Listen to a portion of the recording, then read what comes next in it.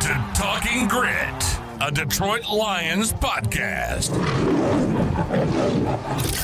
Powered by the Monroe County Reporters. Here are your hosts, Jason Harwood and Jacob Litton.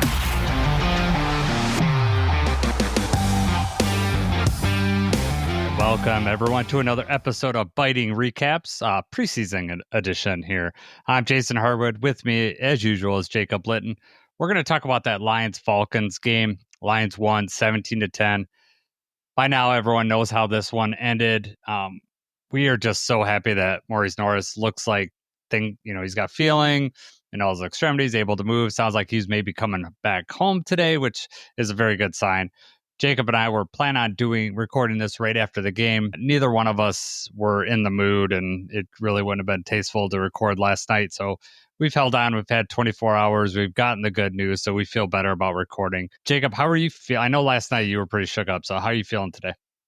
Yeah, I definitely sat in awe in front, seeing the ambulance. And, I right away, before they even cut to commercial break, I texted you because I saw the stretcher. I saw the backboard. I said, this doesn't look good. And, it just got progressively worse.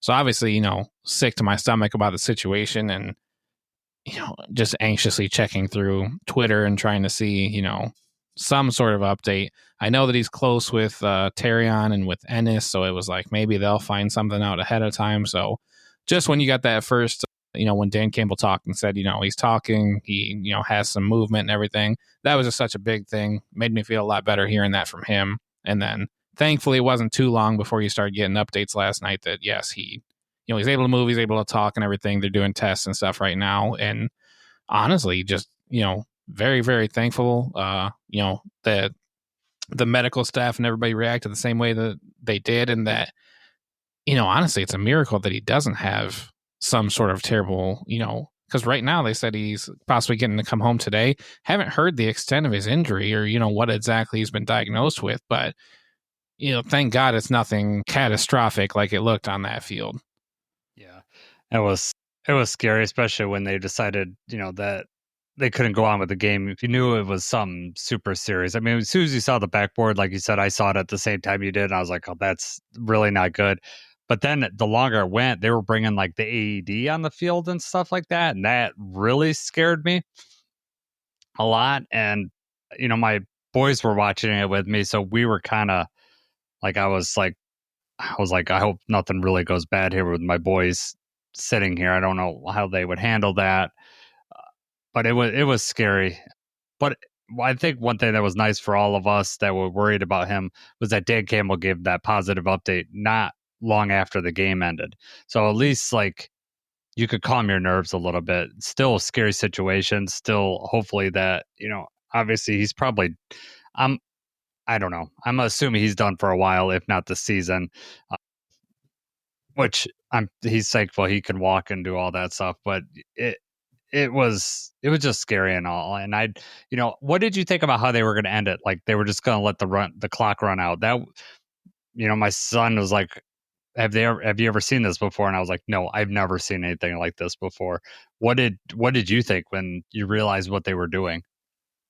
Honestly, I thought it was a very cool gesture for, Atlanta also to be like, what, we all understand the gravity of the situation that just happened. Let's just end this thing now. The thing that was frustrating for me was even making them snap that ball and then hold it there. And then as long as it took for the NFL to just say, okay, you know what? Yes, we're going to suspend it.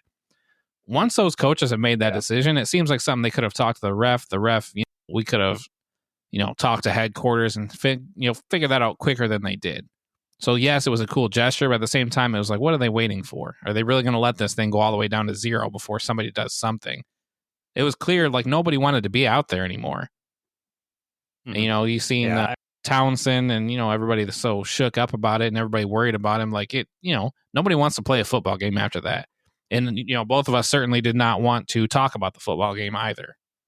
No, that was the last thing I wanted to talk about. It was just, the ending, them putting the ball on on the ground, circling around it. That was an awesome sight to see. It was nice to see. I think Dan Campbell talked about the brotherhood of being a football player. Even though the Falcons, it wasn't their teammate, that's their brother on the field, and they, no one wants to feel like that. So that was a good gesture.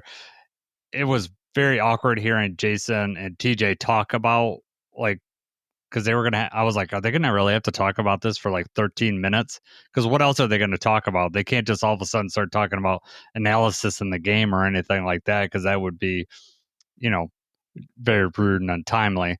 So I was glad that when they finally called it, when I saw the refs start huddling around the coaches, I was like, yeah, just, get it going. I mean, could they have just let the ball in the field and everyone went to the locker room? Yeah, they could have probably just did that too. Yeah, I mean, really weird circumstances around the ending of that game. But yes, grateful that they finally did the right thing and just called it. Yeah, it was great. Raheem Morris was, Dan Campbell was very appreciative of him in the post game press conference. So, yep, Falcons handled that pretty amazingly. So I appreciate that. All right, let's move on here. Let's talk a little bit about the game last night. I think the thing that we want to talk about most, as soon as we heard Tate and Tyliek were, earlier in the week, it sounded like Dan Campbell wanted to get him some playing time. And then it was almost like he kind of walked it back on the last press conference. So we didn't know if they were going to play. But then it was announced, I saw on Twitter, Dan Miller announced that Tate and Tyliek are going to play. So 90% of Lions fans, that's where their focus is going to go right when they hear that. So let's start with Tate. Jacob, what did you see from him? And were you happy with him getting to play and all that stuff? Absolutely. We talked about that ahead of time. I was like, I'm not going to just assume that he's going to be out there for him and Tyleek. I know Dan Campbell had said that. We both kind of like, yes, I really want to see them out there, but, we may not. So very cool to actually be able to see them out there playing. And I liked what I saw. They got, both of them had like a good amount of snaps, a good amount of work. It wasn't like they were out there just for that one series and go out there. And, it's funny because they're out there, and as soon as I don't know if you're the same, but as soon as I saw Tate's out there, like I'm zeroed in on Tate. Then it's like, I want to see how he's doing, like obviously I want to see the rest of the play too and how they look total, but I'm looking to see how he looks out there. And I didn't see a negative play that he had during that game, him or Tyleek actually. So, I mean, I feel great about it. I thought they did a really good job. What about you though? Yeah, I was happy. Tate, we'll start out with Tate. I was really happy. He wasn't getting pushed back. He was having good anchor. I saw a couple times, even when there was like a stunt or something like that, he'd kick out on the other side of the tackle and look like good communication. Because I was also worried, like Tate was going in and playing with guys he never plays with. This is all second team offensive line, and so it was kind of like communication obviously is huge in this. In your offensive line play, and I was kind of. You could have a built-in excuse for Tate if he let up something like a pass off or something like that. But I was pretty impressed with his play. And did you think he went, like you talked about, like it wasn't just one series? Did you think he was out there too long, just the right amount of time, or should have went longer? I think that was the perfect amount of time. Really, I think he got a good, decent amount of work. We saw what he had out there. We saw what it was like in game action. And more importantly, I think he played enough in that one where we don't need to see anything else out of him, for these other preseason games. If, that's the route they want to go with. Yeah, for him and Tyleek. I mean, honestly, I think they both played similar number of series, similar number of snaps. I liked what I saw out of both of them. And now my mindset is that if the starters are going to play, yes, you throw Tate, you throw Tyleek out there with the starters the same amount of time as the starters. You let them get some work with the starters. You pull them the same time as the starters. And then if the starters do not play, it's no longer necessary to see them out there during these preseason games. I know you had said before I think you were of the thought that you didn't need to see them in the preseason games at all. It was more so for the joint practices. But, I mean, how are you feeling now after how much they played and seeing how they did? Well, as far as we know, neither of them got injured. So it's a success, right? I mean, that's where I'm standing at. Plus, they played really well, too. They both, Tate, like I mentioned earlier, played really well. But Tyleek, taking on double teams, I saw him knife through a double team and get some pressure. One time it was almost too much pressure and ran kind of by the running back a little bit. So I know they had talked about that too. Him and DJ Reader had mentioned that they're talking to him about his assignment and what his job is. So he's still got some work to do as far as like him be able to handle NFL players. Obviously, they're not playing. This isn't regular season, so the competition may be a little bit different, and the play style may be a little bit different. But he looked like he belonged out there. He looked better than some of those players, and he was able to do his job. I was pretty impressed with him. Pretty impressed with both of them, actually. Tyliek had a really good, like he took on a double team. He kind of shifted over towards the run and opened that up so that Zach Cunningham came through with a hit stick on that play. I mean, it was nice run stuff. That's exactly the kind of stuff we hope to see in the regular season. And that's how the Lions like to play football, right? They get those big bodies in the middle, clear a hole for the linebacker to crash down and do what they do. And we have really good linebackers. And you say what you say about Zach Cunningham as far as like maybe his pass coverage is not that good, but that's exactly what he's going to do. He's going to crash down. He's going to be pretty sure tackled. I didn't think he played his best game in the first preseason, but that tackle for loss that he had, that was great. He just came right up on the hole and just stuffed the rusher. So yeah, pretty excited about that. I think I'm with you. Like I thought they got more of a look than I thought that was prepared for. I was thinking like 2 series, but I think they went like 3 or 4 series. They went through like basically the middle of the second quarter from what I remember last night playing. And it was good. And I don't think they're going to, I don't see them getting any more luck in the preseason with joint practices the next 2 weeks. I think this is going to be it. Yep. Agreed. All right. Anything else on Tate or Tyliek before we move on? Nope, we're good. All right, let's talk about who impressed you. Who are your standouts? Got a player? I've got quite a few. Actually, I've got more people that impressed me than disappointed me, honestly, in this game. Right. But, you got to start off with Kyle Allen, right? I mean, that was not expected after the performance that they put up for, last week. So I was actually surprised that they put him in when they did, because this was towards the end of the first half. They didn't give Hendon the full half. They let Kyle Allen come in. I want to say there was like 2 or 3 minutes left. It was like towards the end. But they put him in. He instantly just provided a spark. He, huge, perfect pass that was almost broken up by the referee. So, and as I'm watching it live, I thought like that's going to hit the ref. I don't know what this ref thinks he's doing.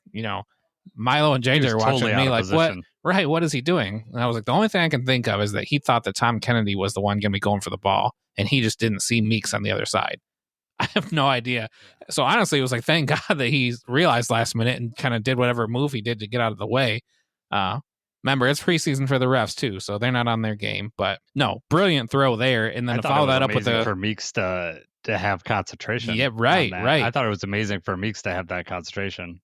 Yes, and then that same drive to end it by throwing that touchdown pass to Tesla.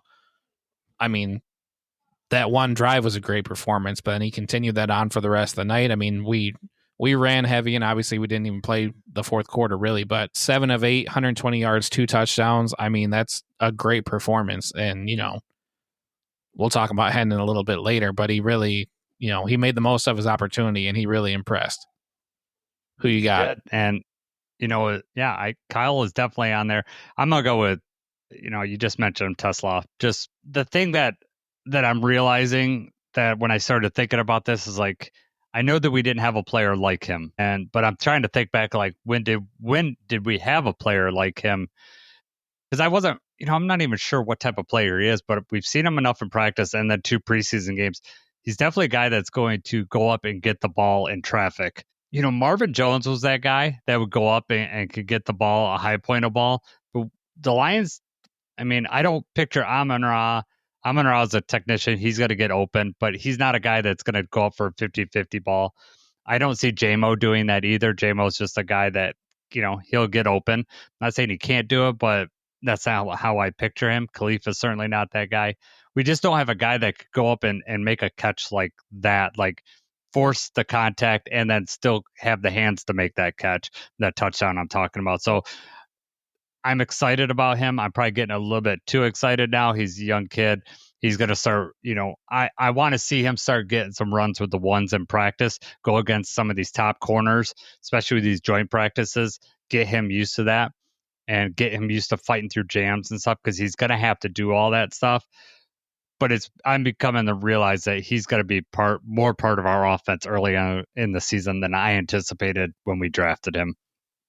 And so, yeah. And then also the block on the Tom Kennedy wide receiver screen, he just cleared his guy like 7 yards off the ball. It was impressive. I loved it. I know he had the 2 penalties early. He'll have to work on that. But Tesla impressed me. So I don't know if you have any more thoughts on Tesla or if you want to go with your next guy. No, I mean, I feel the same way. And, what we've seen from him so far is definitely warranted more work. And that was going to be my thing, is I would like to see him work with the ones more just to see, what he's got or how, we thought he probably wasn't going to, be much of a factor, have a whole lot of playing time over Tim Patrick and everything. But, if he's out there with Goff and they got a good thing going and he's able to do what he's been doing against, tough competition, then by all means, we, use him right away, utilize that weapon, especially special teams and everything else that he offers too.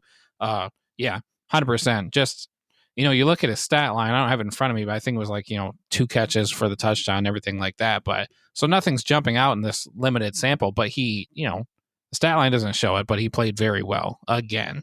And I feel like every time we've seen him, he just, he does some good things. It's not perfect, but I think he's earned the right to be getting those reps with the ones. I think so too. Yep. Hopefully we start hearing about it. Who else you got? Another person that impressed me was Giovanni Manu. All right. I was worried about him. I talked about it specifically. I did not like, the idea that he was going to be out there the whole game and he was going to have to protect Hendon Hooker. And, there were times when he got beat and there were times he didn't quite hold on to his block as long as we needed to. But he exceeded my expectations for this game. For him playing the whole game, I think he played better than I thought, and that's why I have him on my impressed side of this. Did you have any thoughts on Manu? Well, I don't have my own thoughts, but I'm going to share someone else's thoughts, actually. I think Jeff Risdon tweeted out, like, Manu is the anti-Hendon Hooker. Manu looks terrible in practice, but then in the game, he always seems to look better, whereas Hooker looks great in practice, and then he gets to the game, and you're just like, what happened? And that's what I thought. I thought it was going to be a disaster. Him on one side and Mason Miller on the other. And I'm not saying it was perfect. And I know, the one of Hendon's fumbles was just because they got on him too fast, but you still got to hold on to the ball. But for the most part, he's held up for being left tackle number 4 and starting the game. I mean, did all right. So, and then obviously they held up when Kyle was in there, so you can't blame everything. But we'll get to Hendon a little bit later. A guy that I want to talk about that we talked about last time, Rockison, they got him moved over to safety now, and they're just like, hey, we're going to have you learn this new position. And what does he do? They blitz. He didn't blitz, but he was playing safety, came up, got the wide receiver that was crossing over the middle, stop. That was a 3rd down stop. Really nice play. Showed great recognition for him to fire up from the safety position to get that. Like I didn't expect that. Like, I expect him to be able to do corner fairly well, especially against 2s and 3s out there. But safety, that was just a great play of recognition. Shows that maybe he does have some of that versatility, can play the safety position. So that excited me the most. And then he was just solid beyond that. Very good pickup by Brad Holmes. This is like, we didn't really talk about this pickup during the offseason very much, but it's turned out to be a pretty, especially with Ennis's injury, turned out to be a pretty pivotal pickup. Yeah. I mean, we didn't talk about it very much because we weren't sure how impactful that was going to be. But no, I have him on my list as well, just because, right from the jump, they have him at safety. And it's like, okay, well, he's practicing safety in practice. So they just like, here you go. We're going to line you up here during the game. And he just answered in every way possible. I mean, they had him at safety the whole time. They did the special teams thing again. And I mean, I already thought this last week, but especially seeing how he performed at safety in the game, I think he's 100%. I've moved him to like a lock on the roster now, for sure. If there was any doubt before or any kind of like argument against, that's over with for him. Yeah. Well, Ennis went down, and then the way he looked in the first preseason game, he was on my lock list, but this just tightens it even further, because now if they feel, and looking at what he did yesterday, it looks like he's going to be viable at safety. That just, with his special teams being, probably third corner out there, they got some flexibility because, Amit can go to the outside and they might put Rock, there's a lot of versatility in there, but our depth at safety was a little shaky, especially now that Dan Jackson's out. So adding Rock in there, I think we're going to be pretty good. It's going to be pretty interesting because, you got Brian Branch that could move up to nickel. Amit could go out to, could go out the outside corner. Rock can play safety. They have a lot of interchangeable parts there, which is you could start doing some interesting stuff with the defense too. Start blitzing people. They don't know where they're going to come from. Right. I like with Avonte Maddox addition. too. Same type of player. Exactly. Same. Hey, he could be corner. He could be safety. He's lining in. He's lining out. You don't know what he's doing. So yeah, 100%. Yep. Who else is on your list? I listed 1, 2, 3. I listed 5 people on defensive line. So I kind of just said defensive line in general. I was impressed with. Okay. But the guys I specifically mentioned on here: Al-Qadim Muhammad, Nate Lynn, Broderick Martin. Never thought he was going to be on the impressive side of my list. Keith Cooper, and then Hassanin. All of these guys really brought the intensity tonight. They were pressuring the quarterback. They were showing up in the run game too. Which of the other guys have kind of been on the fringe and they've been seeing some good things. It was good to see Hassanin out there doing his thing. But yeah, the most surprising of this was Broderick Martin for me. And I know he only played like 10 or 11 snaps or something like that. He had that really weak roughing the passer thing. But I mean, it seemed like he finally was playing with anger. He was playing with intensity. He was trying to, collapse the pocket. He was stuffing the run. He was doing all these things that we've been wanting to see out of him for so long, and we just never get to. Mm-hmm. So, I mean, that was very encouraging and impressive to see it now in this game. I mean, is it too little too late? I don't know about that. We need to see more out of it. But, I mean, it was a good look forward. Yes. Well, he needed that. I mean, he was on his last leg. I mean, most fans have given up on him already, and I was probably in one of those too. I didn't think not that I'm rooting against the guy or anything, but I just didn't think that he was showing enough in practice. Just kept screwing up, and then of course he gets the penalty, which I agree with you, very weak. His hands were up. It looked like he contacted him on the neck. I know that that's a penalty, but it was a very weak penalty. But then he followed up with 2 really nice plays after that, run stuff, and then he knifed right in and got some penetration. So I was shocked when I looked. I was like, that's Broderick Martin making those plays. That's really good. So I did not expect that. Yeah, he's definitely was on my list. Hassanin, which you mentioned, just doing the right things. Like, I fully expected a James Houston guy that would just run 100 miles an hour and run past the quarterback, just run beyond the quarterback, and then the quarterback would just escape out the side. He's not doing that. He is following his assignment. There was a play on the Nate Lynn. Nate Lynn played really well on the Nate Lynn sack. If you watch that, Hassanin just bull rushes his guy, and if Nate Lynn didn't get there, he was going to push the right tackle all the way back into the quarterback. Like, he just got underneath him and just was going to drive him back, which I like to see. Like, because I knew that he could be a speed guy on the outside, but if he shows that much power, that's going to be useful. And I didn't know how much he was going to play this year, but he showed me that maybe he's a viable option.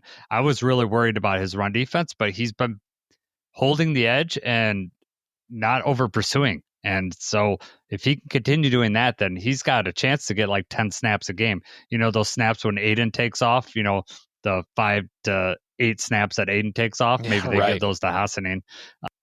But it was great. You want to say anything else about Nate Lynn? Because I'm rooting for, because he had a really good year preseason last year and then got injured, and he's lighting it up in practice, and he got a sack. Yeah, I mean, him and Muhammad, really, they were both out there together, and they were, disrupting the quarterback, disrupting the backfield, pressure, just moving, like I said before, like just intense, playing with intensity, aggression, getting in there. I mean, making the most of their opportunity, right? Like that's what we were wanting out of these people, and making the, you got to make it very hard to cut them, right? I mean, we're trying to build up this roster, and we need to, we're worried about the edge, we're worried about defensive line help. It's tough now because, like, what do we do if Za'Darius does come? Which one of these promising young people are we going to have to let go and hope that we stash in the practice squad? Because they might be showing out a little too much that they're going to be earning opportunities elsewhere. Yep. I mean, that probably goes in the equation with the Za'Darius too. Like, okay, if we can keep him, and then we're going to lose like a Nate Lynn. Now, yes, is Za'Darius better than Nate Lynn?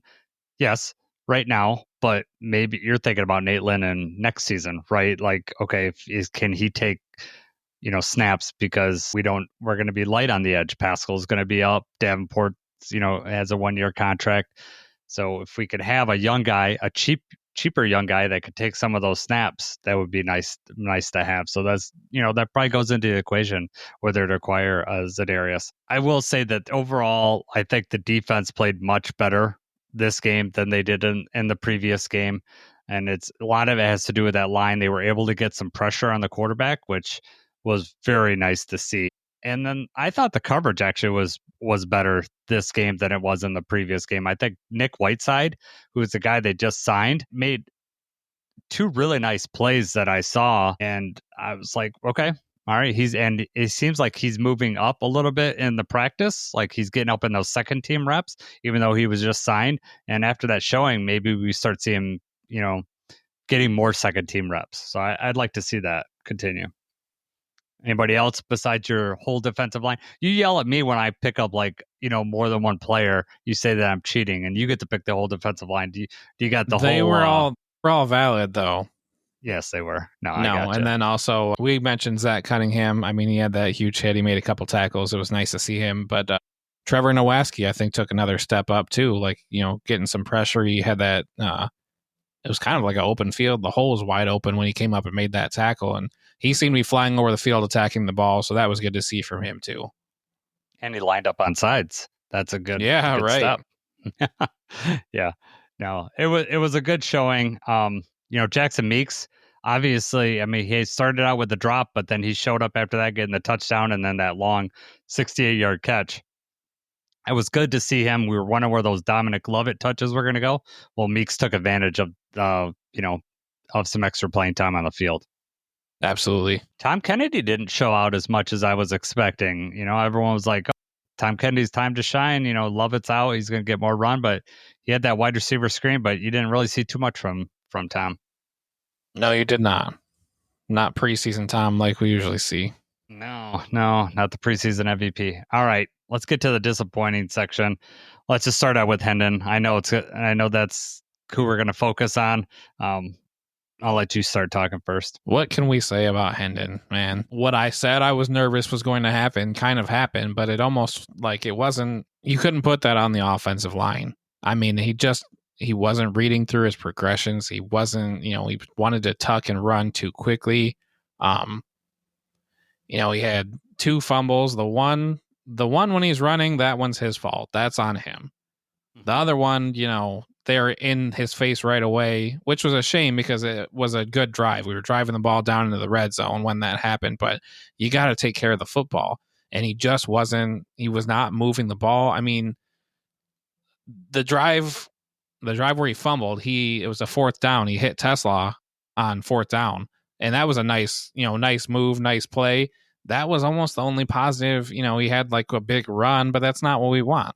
We don't want you to have to just take off right away and run. And it was just disappointing watching it. It was really, really disappointing that he was not able to get any scoring drives, any points on the board, even after that one really promising one. But what made it 10 times worse for Hendon was the fact that they pulled him before the first half. They decided to put Kyle Allen out there, and Kyle Allen instantly leads that huge scoring drive.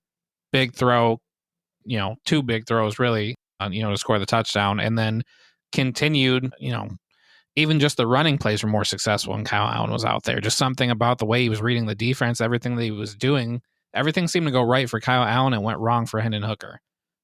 So, yes, this was a bad game.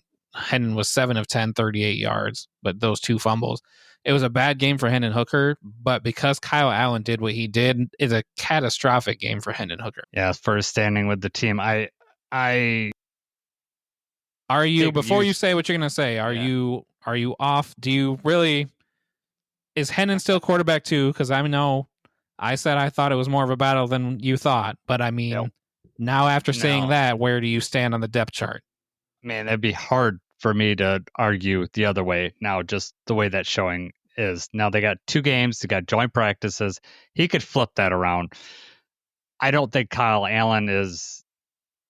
I mean, I'd be scared if either one of those guys, if Jared Goff went down and either one of those guys got in. Kyle looked way better, and I was like, okay, well, he could at least, move this offense a little bit. Hennon, I don't know what happens when he plays because in practice we see him. He was playing pretty decent. At least the 3 practices I've seen him, he's played all right.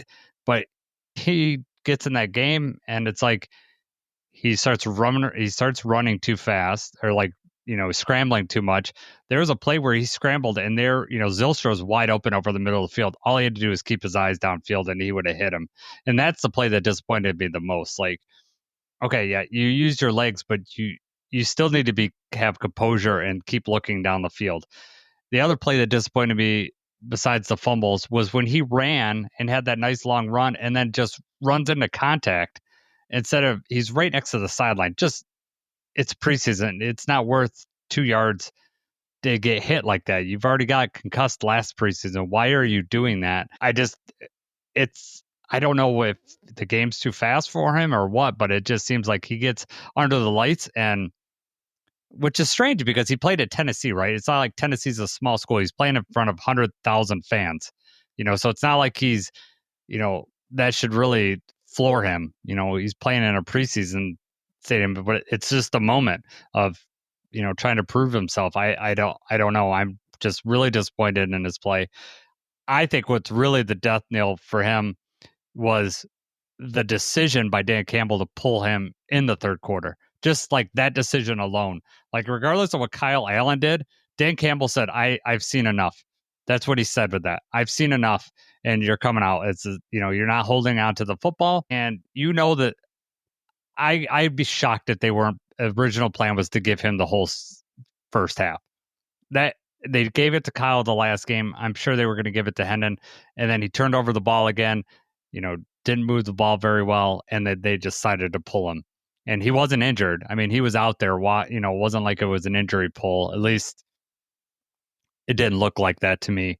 So that, and then you hit it nail on the head. Kyle comes out, leads them right down to a score, and just it looks bad. So I'm probably closer to your side now too. I don't think it's over, but also if he keeps playing like this, like he could still end up on the practice squad. But if he keeps playing like this, do we even want him on the practice squad? Because certainly don't want him playing in a game the way he's playing. Right. I mean, that's been my point before, is that we would have hoped he's developed further along now. And I mean, ideally, you'd even have the question like, hey, is this guy ready to maybe take over for Goff? Like, is he putting up those kind of numbers? Is he doing that well? It's so far, it's further. I mean, he's closer to being out of the league than he is to being a starter. And that's, very disappointing. And that's what, we talked about this last time, but it's like, okay, is this something that the Lions have done? Like, are we not developing him? Is the offense too much for him? Is it too complicated? Or is this just on Hendon not developing and not doing, the stuff that he needs to do? And, you made a good point you said about the game moving too fast, because that's kind of something that they told him that he needs to work on, is working through these progressions and working through this stuff quicker. Mm-hmm. It's just very, very disappointing overall.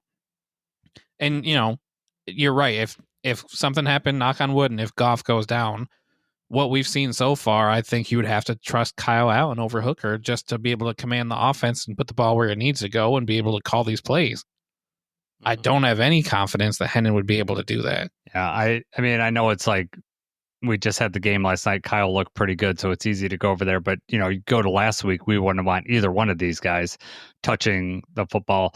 The thing that, we kind of gave Hendon a pass on is last time was that he played with the second team, or the third team lineup, and then he didn't have Craig Reynolds in.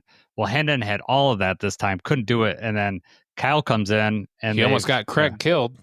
Yeah. Oh, yes. Yeah. That was scary, right? I mean, I when he's seen that coming when the ball left his hand. Like, oh no. yeah.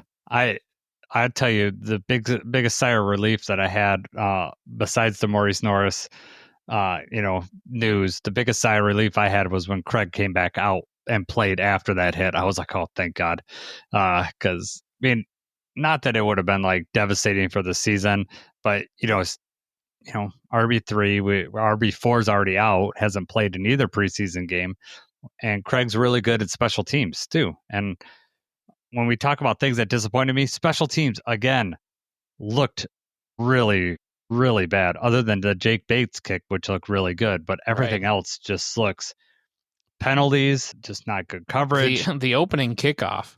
I mean, I can't. I feel bad for Kennelly for what Dave Phipp's going to have to say or do to him over. Like, I mean, the opening kick. How do you let that happen? I mean, I don't know. He was just so eager to get down and make a play that he just forgot what the rule is. But I mean, this is not your first time doing this. I just don't understand. Like, as soon as Bates kicks the ball, Kennelly, it takes that first jump, and then he goes back to the line. Like, obviously, everybody saw that. Yes. And then it just continued from there. You're right. Punt return team had a horrible night. Penalties all over the place. Tom Kennedy only had 3 return yards. We usually are pretty solid on special teams. We usually do not have to worry about that aspect very much. So yes, that's very disappointing that all of a sudden it's been an issue here. And I don't know if it's just because the guys we're using right now are people that are not going to be on the roster and not going to be used during the regular season. But I mean, I don't remember, for recent memory, I don't remember the preseason being any kind of like any special teams hiccups like that. Not this bad, not this consistent. I'm just thankful that Jake Bates nailed that kick, because then we'd be really disappointed in the special teams. But that was a deep kick too, but 57 yards. He kicked it. It's probably good. I mean, it's good from like 62 or 63 at the very least, and it was right down the middle, which was really nice. It doesn't beat that 70-yarder that someone kicked earlier today. 70 yards. That is insane. Outside. Oh, my God. Yeah, outside, and it didn't even hit the post like the Justin Tucker kick. Anybody else that was on your disappointed list? I know you said that list was pretty short for you, but anybody else? I mean, it may be not entirely fair, but I have Mason Miller on here just because he looked lost. And I mean, it became apparent like right away, like this guy is just he's not quite ready yet. He was somebody that maybe should have played, 10 snaps or whatever. Let's see what he's got in special teams and everything. But because of injuries and everything that happened, he was out there, I believe, almost every offensive snap. He might have played that whole game. And he was the one who really whiffed on that block that caused Hendon's fumble. Like I said, I don't know that's entirely fair, but you got to do better than that. We need to see more out of you. Yeah, exactly. But yeah, you're right. He's like, he's left tackle like 5, and he's out there starting in this game and, having to play the whole game. Yeah, undrafted free agent. This is a lot to expect from him. But yeah, he was disappointing. And that affects, it'll affect the run game. It's going to affect, Hendon got the ball slapped out of his hands. But Kyle Allen seemed to do a lot more with that. I'm not willing to give Hendon a pass on that. Everything else I was pretty happy with overall in that game. I was like, everybody that I wanted to see take a step forward, like the whole team just looked better in general than they did the first preseason game. So I wanted to see that growth. Next week, I'm expecting, a lot more growth, just because we got joint practices next week with the Dolphins, and, just a lot more reps, a lot more experience for these guys. So I'm excited about the progression that we got going here. Right. Definitely much better, much cleaner. Maybe we did benefit from having that Hall of Fame game to shake that one off out of the way. The only other thing I have disappointed is not anybody calling out in general, but it was just the cornerback group, and not necessarily because they played a bad game, but I wanted somebody to separate themselves from the pack. Because there is a roster spot, I wanted to see more intensity. I wanted to see more out of them. And, you just didn't really see much out of Boodle, Tyson Russell, actually. And he's the one who's been getting most of the first team reps, but he gave up a couple passes. He had that pass interference penalty that he gave up the touchdown on. I know you mentioned Nick Whiteside. He had that, he almost had that pick. He had a couple decent things, and he got here late. So I was hoping to see somebody separate themselves, and that didn't happen in that game. Yeah. Yeah, if anything, Hallett kind of disappointed me. But like I said, Whiteside would be the one out of that group. The fact that we're not mentioning Boodle may be a good thing because he did not play very well in the first game. He had that terrible pass interference penalty, and he wasn't great in the game yesterday, but he wasn't making egregious errors either. So that that's an improvement, I guess. But again, long shot to make the team anyways. But now there's that roster spot. You play your cards right and you do everything right. You've worked your way into a roster spot. There's a clear path right now. And that's why it's like you gotta go everything you got. Mm-hmm. I agree. All right, man. We got this week, what we got? Matt's gonna be on. Matt Soltuziak's gonna be on Thursday night, it looks like. So he's going to joint practice on Wednesday. It's going to join us Thursday. We'll have a regular show, but he'll be able to add us some like in-person, what he saw and his opinions and stuff like that. Matt's a good guy, so that I'm excited for that. And then we got a game on Saturday. I will be, as of right now, I'm going to the Dolphins game, so I'll be at the game. Jacob, are you gonna be around watching that game or? I actually am working that day now. Yeah, that's right. Okay. So yes, I'll be watching the replay. Game. Yeah, you're watching. I'll still be watching as much as I can. Yeah, exactly. I'll text you when you really need to pay attention. But good talking football with you again. I'm glad that we were able to get this in. Last night was, harder than what we want to feel after a football game. It was, but. The fact that Mo is coming home, that's good. So hope you have a good weekend, Jacob. Gotta get the Tigers back on this winning path, man. This is tough to watch, man. Right? Just the opposite feeling of last year around this time. We started to win, and we're not. We just need to keep the Guardians at bay so we get the division, and we just need to heat up right at the end again. At the end, yeah. If anybody was a fan in 06, we started out like the way we started out this year, best record at the All-Star break. And then we didn't play very well during this stretch, end up losing the division, getting in on the wild card, and then we end up still making the World Series. So it can happen. And you're right, Jacob. You just got to you got to get hot at the right time. And we really need that to happen. Yeah, exactly. All right. For Jacob, I'm Jason. Let's go Lions.